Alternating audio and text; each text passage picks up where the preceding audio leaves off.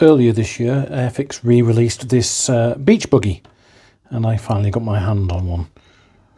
30-second scale. You don't get so many car kits in 30-second scale, which is a shame because I really like working in that size because it fits my budget and my space a bit better.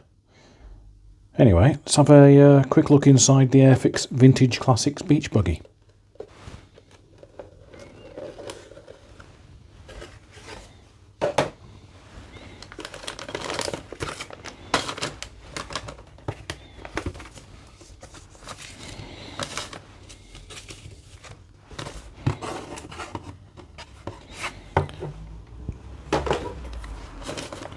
Not that many decals in it.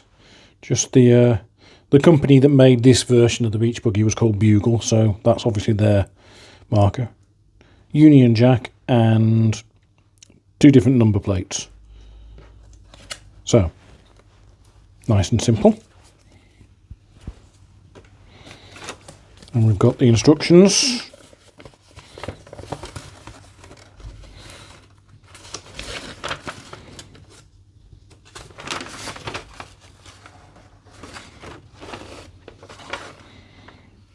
Which aren't greatly reproduced in places. This is a little bit jaggy.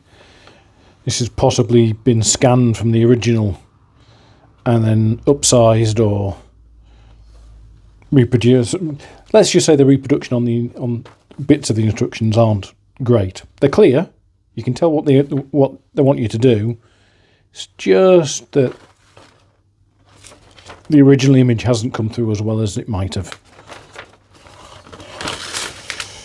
And here we have a quick background of the buggy. So, costing about £300 without the engine and chassis in 1970, the Bugle buggy had a top speed of 80 miles per hour using a 1500cc engine. I'd be quite scared doing 80 miles per hour on one of these.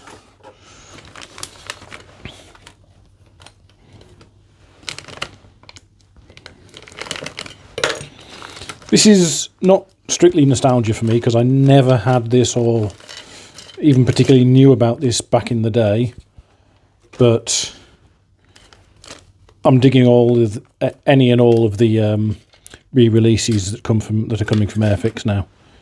So let's start with the body, shall we? Single piece body, quite cute. No, very little flash. The ejector pin marks are on the underside of the body, quite well hidden. So that's cool, it's a good start. Here's your floor pan. That's the underside, that's the bit you'll see if you turn it over, obviously. Copyright Airfix Products 1971. From model work from moulds that are nearly as old as I am. That's coming out quite well so far.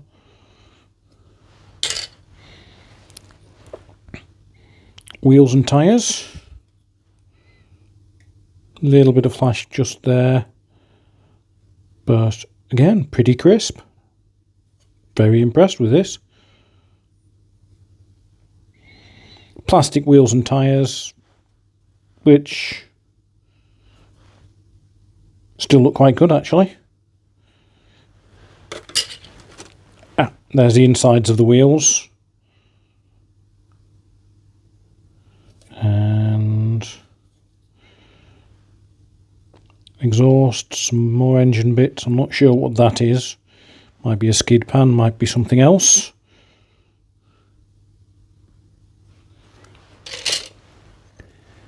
And here's most of the motor, powertrain, battery, suspension, other bits and pieces. Again, very cleanly moulded. I'm very impressed. And passengers. Well, the groovy looking dude, and actually he doesn't look all that impressed if you look closely at her expression, but girl, he's convinced to come along with him. quite a small steering wheel. I would have expected a larger steering wheel for something like this, but maybe this is more custom than performance. Decent looking chair seats there. Just ever so slight amount of flash and mould line. The dash, which appears to have a radio in it. Just a tuner. And a single gauge. And finally, glass. So, windscreen, lights. I am really quite impressed with this.